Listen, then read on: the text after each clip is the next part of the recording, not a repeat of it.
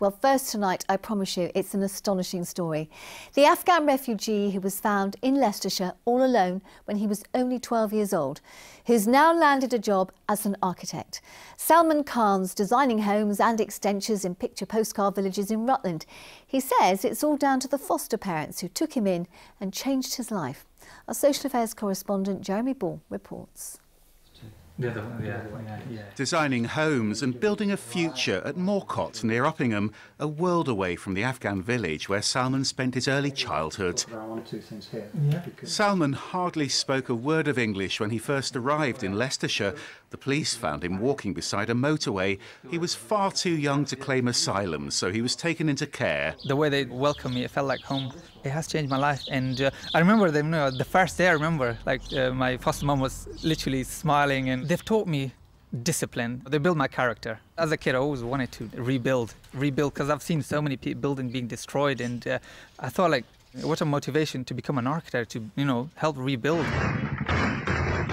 But now there's more destruction in the Afghan province where Salman comes from. Wow. That's in Lagman. Last month, this offensive by the Taliban in Lagman forced thousands out of their homes. It's still happening to this day. This is from last week. Salman says his parents were worried that insurgents would force him to fight for them. Coming here meant fighting a legal battle instead. He's finally proved his right to settle here as a genuine refugee. First, though, he had to get here, and the only way to do that was being smuggled in the back of a lorry. As a kid, of course, it was frightening, middle of a dark lorry. The scariest moment was definitely the freezer, being in a freezer, and for, I think, probably 4 or 5 hours. It was a scary moment when the freezer would turn on.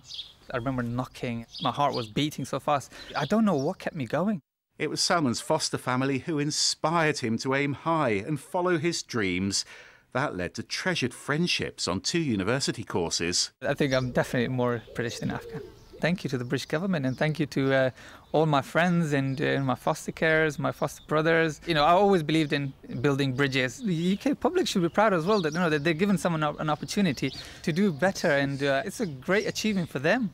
There's still hope. Oh, Jeremy's here. I mean, what an inspirational man he is, and an inspirational story. But there are going to be people out there, aren't there, going to say, "Oh, why should we accept people who come in the back of a lorry?" I think a lot of people will ask that question, and it's prompted a huge debate because at the moment, if you claim asylum, you can stay while your claim gets considered. Now, as we've heard in that report, most people actually can't apply until they already get here. Around half of them do eventually prove that they're genuine refugees, but the government says that system doesn't make any sense, and it's simply fueling people smuggling. So what are they going to do about that then? Well, they're planning quite a big new immigration law, and one of the big things about that immigration law is that you'd have to apply before you come here instead. Now, this has already been tried and tested with a scheme for Syrian refugees. Generally, it's seen as having worked pretty well, that. And the government says it's much, much fairer. There are some critics, though, who say that refugees like Salman might not qualify for this because of the countries that they come from. And what they're worried about is that some really desperate people might simply be driven underground by this. And how do the numbers here compare to other countries? Well, the big picture is Britain takes about 2% of the world's refugees, asylum seekers, I should say, and the numbers much, much higher in countries like Turkey, even other European countries like Germany and France. Where there is more pressure here is caring for unaccompanied children like Salman, and that's because Britain sees kids arriving alone more commonly than in continental Europe. Now, what that means, of course, is it puts pressure on councils that take them into care. It used to put a lot of pressure on councils near the channel ports.